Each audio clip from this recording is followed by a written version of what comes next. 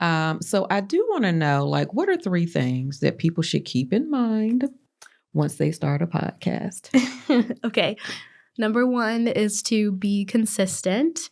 If you follow the Behind the Throne model, it's seasonal, which means that you guys get a break. So if you're a busy mom, you know that this work season is busier than that work season. You can plan around your life for your podcast and still be consistent. Or if you're weekly and you want to go all in weekly indefinitely, batch recording, planning ahead of time, recording a bunch of episodes at the same time, bringing in a producer that will film it for you so you don't have to worry about putting that time aside and setting up your house to record and all those things. 2 would be have a strong brand from the beginning and a good goal in mind.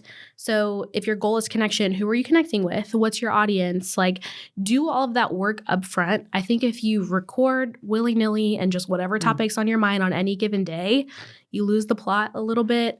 The overall content will be inconsistent. The promotion will be inconsistent because you don't know who you're talking to and where they live on the internet.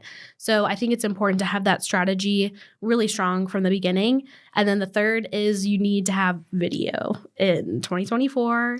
It's really important for your podcast to be on video, to have that presence on YouTube. There's so many different ways now that you can leverage YouTube. You actually don't even have to have a video podcast. You can connect your RSS feed and have the audio-only version get distributed to YouTube.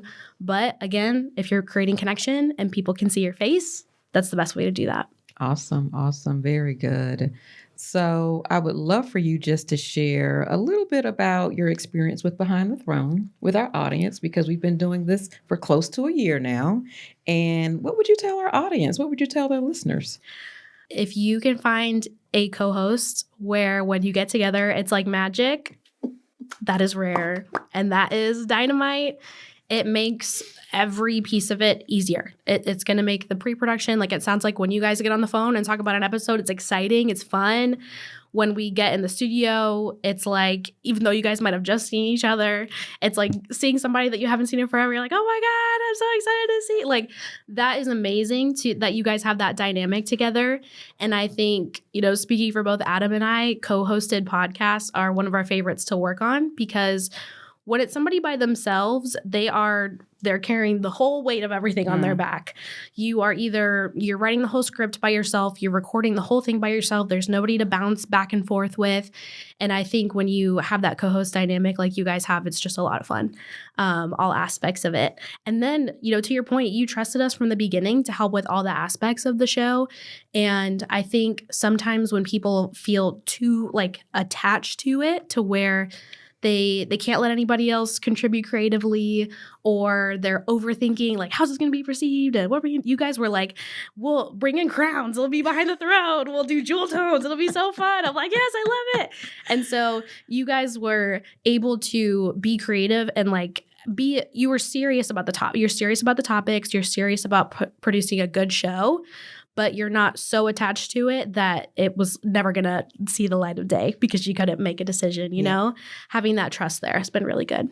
Awesome. Thank you for sharing that. Yeah, that makes us feel good. Yeah, it does. And I like that you think that it's fun, because we feel that it's fun. Mm-hmm. And it's sometimes when it is your baby, right, and you are thinking about it, you just don't know how it lands, right? Mm-hmm. And so it's like, we think the topics are cool. We're all in, and we could talk about these things for hours. But, you have been such a good cheerleader for us behind the scenes of Behind the Throne. Every episode, you're like, yes. We're like, yeah. We try to be that way. And I think when we're selective about the clients that we work with, we feel that way about all of them. They're sending us content. We're like, yes, this is so good.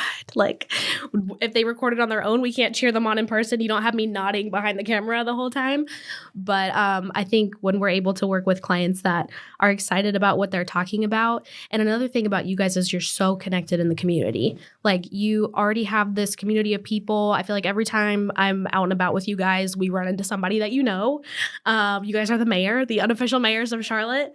And I think you have already established yourselves as people who are connectors in the community. And I think people already look up to you in that sense. So now you have another way for people to connect with you, which is huge.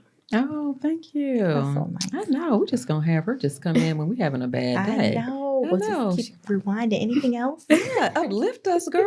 Do it. Yes.